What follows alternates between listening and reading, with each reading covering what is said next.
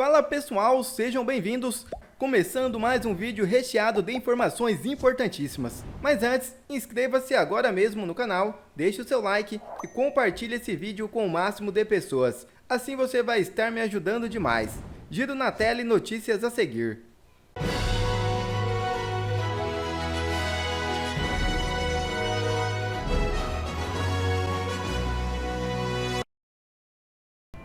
Biden e Kamala financiam censura no Brasil, diz jornalista norte-americano.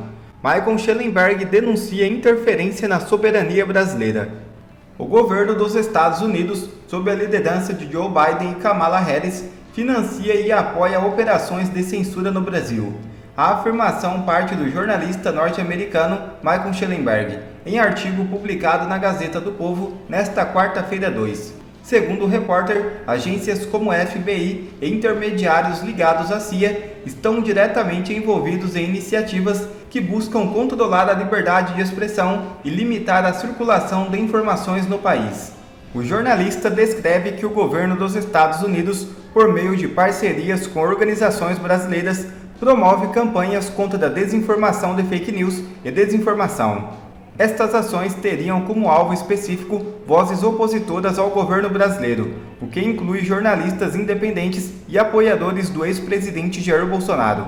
Shellenberg destaca que esses esforços teriam recebido o apoio financeiro de instituições norte-americanas, como a Agência dos Estados Unidos para o Desenvolvimento Internacional e a National Science Foundation, além de contar com consultoria e treinamentos oferecidos por entidades do governo dos Estados Unidos.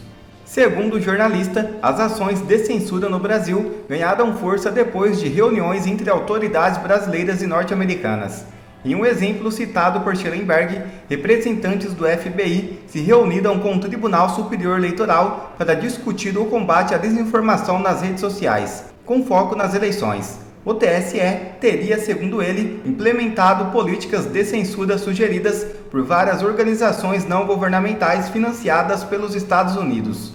Shellenberg também afirma que o presidente Luiz Inácio Lula da Silva e seu governo utilizam táticas para controlar a narrativa política no Brasil, com o objetivo de silenciar a oposição e criar um ambiente de censura apoiado pelo judiciário brasileiro.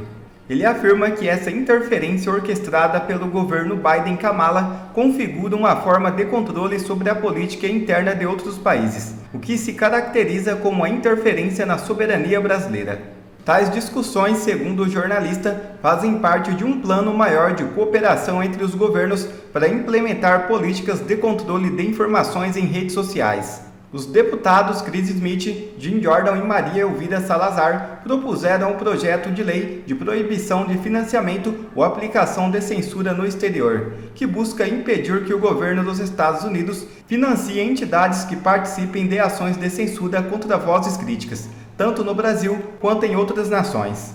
Há mais de um mês fora do ar, o bloqueio do X privou o acesso de brasileiros a informações globais. Paula, o bloqueio ao X feito pela caneta do ministro Alexandre de Moraes é o caso mais explícito de censura e autoritarismo em mais de 60 anos no Brasil. É uma forma de impedir que as pessoas tenham acesso à informação, que as pessoas tenham acesso a serviços importantes, porque as prefeituras utilizam o X para informar as pessoas sobre dengue, por exemplo, como a gente sempre cita, sobre campanhas, sobre vacinação, campanhas de utilidade pública, de zeladoria, situação das rodovias. As concessionárias informam situação de rodovias e os usuários ficam sabendo que não é ou é um bom momento para viajar. O Corpo de Bombeiros aqui, o Corpo de Bombeiros de São Paulo, utiliza com muita eficiência o X. A Polícia Militar de São Paulo, a Polícia Militar do Rio de Janeiro, transporte público. Isso é serviço, as pessoas estão sendo privadas de serviço.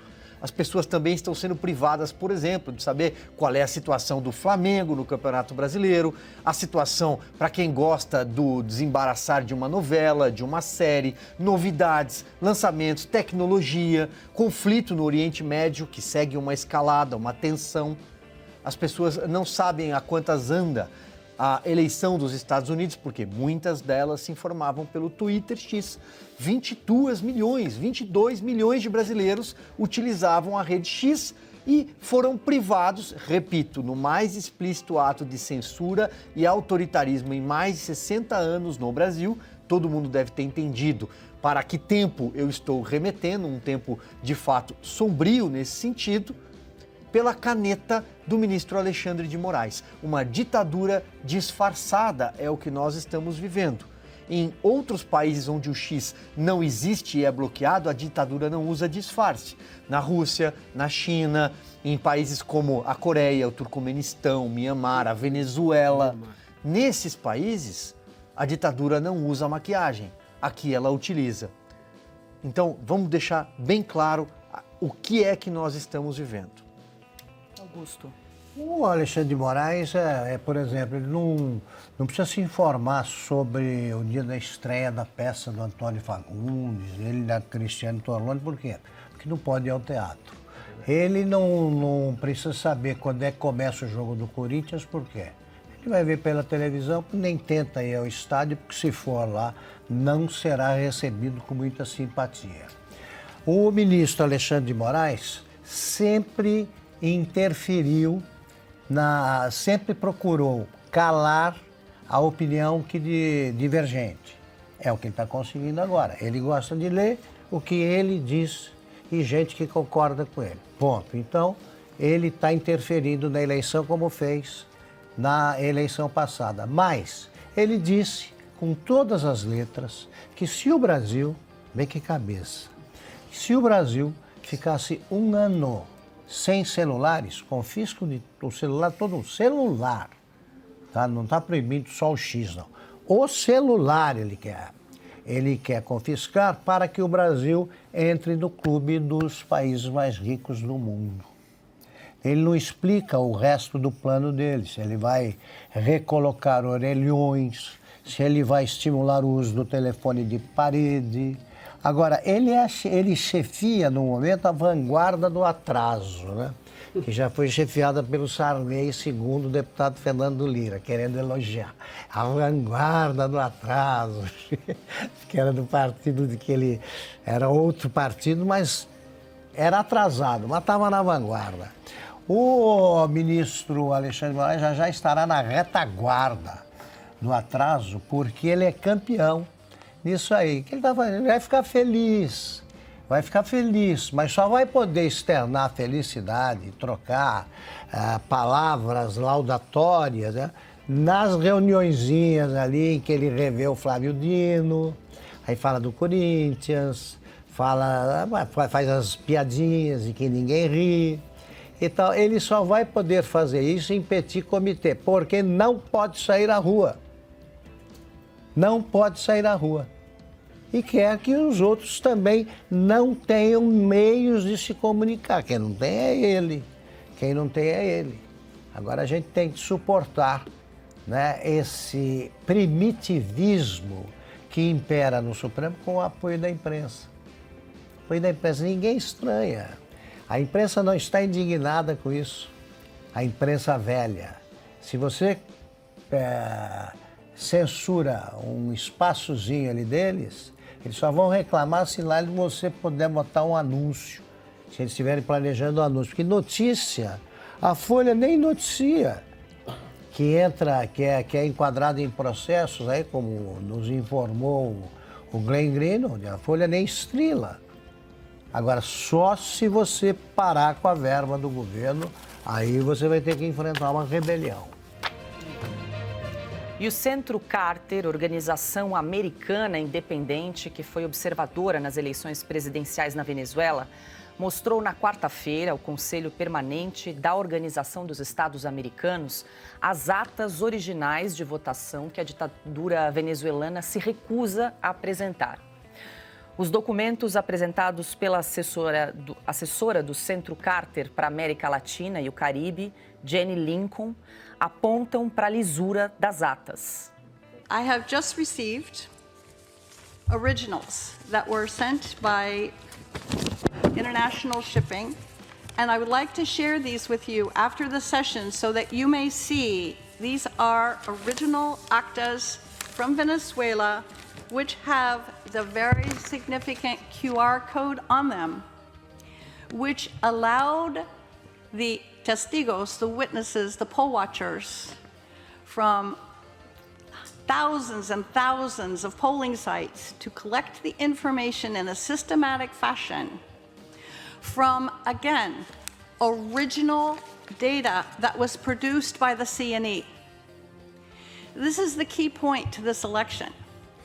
The voting system is electronic, but it offers a paper trail proof of what the electronic machine reports. O material levado à sede da OEA em Washington atesta a vitória do candidato de oposição, Edmundo Gonçalves, com quase 70% dos votos sobre o ditador Nicolás Maduro. Original actas, these, were collected and analyzed by the opposition and also later by independent observers with the data that is original Venezuelan CNE data that show Edmundo Gonçalves won over 67% of the vote and Nicolás Maduro won 31%, or a vote of more than 2-1. O Conselho Nacional Eleitoral, ligado ao regime chavista, declarou Maduro vitorioso para um terceiro mandato de 6 anos, mesmo sem apresentar as atas eleitorais. Bom, consta agora, parece que a fraude de Nicolás Maduro está devidamente documentada com a apresentação aí dessas atas do Centro Carter, uma entidade internacional independente bastante reconhecida que acompanhou, diga-se de passagem, como observadora a eleição na Venezuela e comprova, então, através das atas de documento formalizado, a vitória de Gonçalves por 67% a 31%. Pois é, provou aquilo que todo mundo sabia já, né?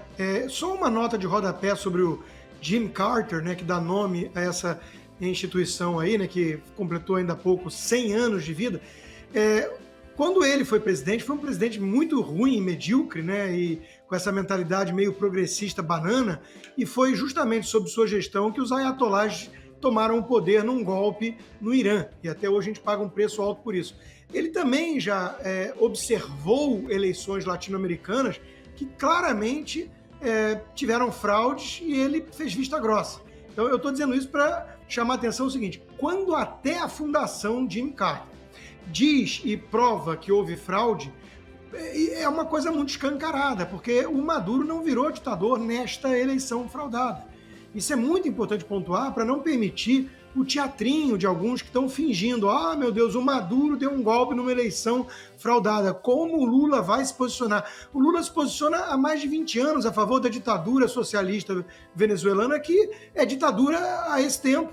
E o Jimmy Carter, no passado, também permitiu usarem seu nome, né, para dar algum tipo de verniz, de pátina democrática a regimes claramente autoritários e tirânicos.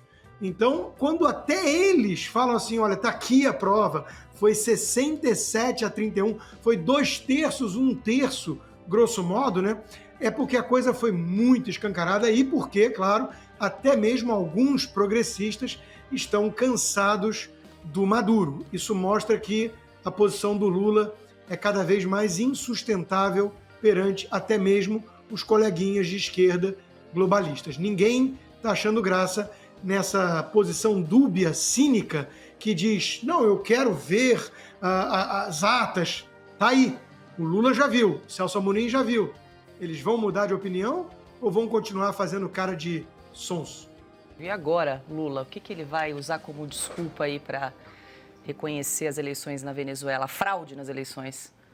Eu acho que ele vai, como diria Luiz Roberto Barroso, empurrar a história. Vai deixar para lá. O Brasil não vai admitir com todas as letras, porque o Brasil é cúmplice dessa ditadura sanguinária que persiste na Venezuela, que continua na Venezuela. O Brasil, faltou um voto naquela resolução da OEA, que poderia ter partido do Brasil, que poderia ter partido da Colômbia, hoje governada por um ex-guerrilheiro, por um ex-terrorista, Gustavo Petro, ou pelo México. Mas nenhum desses países, que são países alinhados, são países de esquerda, nenhum desses países condenou com veemência, como deveria, aquilo que poderia ser o primeiro passo para uma retaliação a uma fraude escancarada promovida por Nicolás Maduro e agora cada vez mais atestada por organismos internacionais. Então o Lula ele vai permanecer quieto, porque no fundo talvez ele gostaria de estar no papel do Nicolás Maduro. Quando o Lula chegou ao poder naquela eleição de 2002 e assumiu em janeiro do ano seguinte, foi colocado em prática um plano de poder do PT no Brasil, para se perpetuar no poder, que passaria por 2 mandatos de Lula, depois teria um sucessor. À época, brigavam internamente Antônio Palocci e José Dirceu. Os 2 caíram, um por causa do mensalão, o outro por conta de um caseiro. Mas a Dilma Rousseff foi criada, foi forjada a presidente sucessora e ela ficou 2 mandatos, sendo que o segundo acabou interrompido por um impeachment. Há dúvidas, inclusive, se o PT de fato queria que Dilma Rousseff concorresse à reeleição, porque houve uma briga interna com Rui Falcão. Muitos queriam que o Lula fosse o candidato e não a reeleição da Dilma Rousseff, já naquele 2014. Mas depois, o que aconteceria se não fosse a Lava Jato? O Lula teria retornado ao poder. Mas graças à Lava Jato e a uma direita que despertou no Brasil e elegeu o presidente Jair Bolsonaro, isso não foi possível. O que aconteceu em 2022 eu vou me abster de comentar aqui, Paulo. Escândalo no STF. Barroso impede a auditoria desse sistema mais importante da corte e não entrega o código-fonte. Isso aqui é muito grave. Passou despercebido e eu acredito que tenha passado despercebido por causa desse período das eleições. As pessoas estão focadas ali em eleger os seus prefeitos e os seus vereadores. O debate político foi meio que sequestrado pela questão das eleições, principalmente pela questão da disputa em São Paulo. Mas teve uma notícia que saiu no dia 24 do mês passado, no UOL, que passou despercebido e é uma coisa escandalosa. É mais um escândalo da nossa Suprema Corte que nós temos que divulgar, porque isso aqui, gente, fere o princípio da transparência que deve existir em qualquer democracia. Você não vive uma democracia se as entidades governamentais estatais não têm transparência nos seus processos. E olha isso daqui. Primeiro eu quero te explicar. Todas as vezes que alguém entra com algum processo, alguma petição, algum requerimento no Supremo Tribunal Federal, esse arquivo, esse processo, ele é distribuído através de um sistema. Por que ele tem que acontecer assim? Porque senão você torna o processo viciado. Você pega um processo e se você direciona para um ministro específico, é como se você já soubesse que houve uma negociação com aquele ministro pode trabalhar a favor do réu, para acabar com a corrupção. Então tem que ser feito de forma aleatória. Há um sorteio, é um sistema, um software, que faz um sorteio dos processos. Então, se você entrar com um processo, se você provoca o STF com algum processo, alguma coisa, o sorteio, o sistema vai determinar na mão de qual ministro do STF esse processo cai. E é assim que tem que ser feito. Porque senão nós teremos o caso do Dias Toffoli, lembra que abriu o processo, o inquérito das fake news, e ele determinou que quem seria o relator desse processo, desse inquérito, seria o Alexandre de Moraes. Isso é um crime. Tá. Então por isso que existe o sistema de sorteio de inquéritos e processos. E o que aconteceu? A UOL pediu, seguindo a lei lei da transparência, né, de acesso à informação, pediu para analisar o software de como que funciona esse processo do sorteio, né? E aí veio essa aqui, ó. STF impede o UOL de auditar sistema de distribuição de processos no tribunal. Só que calma que fica pior ainda. Dá uma olhada aqui, ó. Após 4 anos, o STF concordou com o pedido da Lei de Acesso à Informação do UOL para obter acesso ao código-fonte do tribunal. Além de permitir a inspeção, o tribunal deu aval para fazer análise dos registros de uso do programa, ou seja, analisar quem que já usou o programa, quais foram os logs, porque, afinal de contas, esse processo aqui, gente, esse sistema, ele diz tudo sobre como funciona o STF, tá? A visita foi agendada e acertada com funcionários do tribunal, mas o STF mudou a decisão menos de 72 horas antes de ela ocorrer. Dias depois, Barroso vetou o acesso. Segundo ele, a análise do código-fonte poderia facilitar ataques de hackers e será feita no futuro sem data definida. Mas não tem como hackers ter acesso a esse código-fonte? Vamos lá, primeiro. O STF fala que liberou acesso ao código-fonte das urnas eletrônicas para dar transparência das urnas eletrônicas, que são inhackeáveis, mas não querem liberar acesso ao código-fonte do sistema de distribuição de processos porque alegam que pode só facilitar ataque de hackers. O problema é que eles haviam deixado que eles fossem lá sem usar aparelhos eletrônicos, somente com o que o STF oferecesse para eles. O UOL recorreu da decisão do ministro nos termos da Lei de Acesso à Informação. Técnicos que acompanhariam a reportagem viram problemas na decisão, como o fato de estar baseado em conceitos errados de segurança e a falta de transparência do judiciário. Dúvidas sobre o sistema surgiram em 2017 quando o ministro do STF, Edson Fachin, foi sorteado para herdar a relatoria de processos da Operação Lava Jato, após o acidente aéreo que matou Teori Zavascki. Olha isso aqui. Então, Edson Fachin foi sorteado para pegar a Lava Jato. O Edson Fachin foi aquele que soltou o Lula, acabou com todo o processo, que liberou o Lula, né? Após o acidente aéreo que matou o Teori Zavascki, né? Um acidente aéreo que matou o Teori Zavascki, que era o cara da Lava Jato, tá? Questionamento voltam à tona recentemente quando o ministro Alexandre de Moraes foi destacado para relatar quase todos os processos ligados à tentativa de golpe de Estado, assim como a investigação em que o ex-juiz Sérgio Moro denunciou a interferência do governo Jair Bolsonaro da Polícia Federal. Ou seja, há uma fartura de suspeitas de que esse sistema está viciado, que ele não funciona da forma que deveria funcionar. A Lei de Acesso à Informação nos dá o respaldo de poder analisar de como que funciona esse sistema e o Barroso vetou. Na primeira decisão, Barroso viu interesse público. Em 5 de março, Barroso autorizou a UOL a analisar o sistema de distribuição de ações judiciais nas dependências do STF. Ou seja, aqui o Barroso viu que realmente era importante que as pessoas tivessem acesso de forma presencial, ficando vedada a cópia e tudo mais, para analisar como que funciona o sistema, né? E depois muda.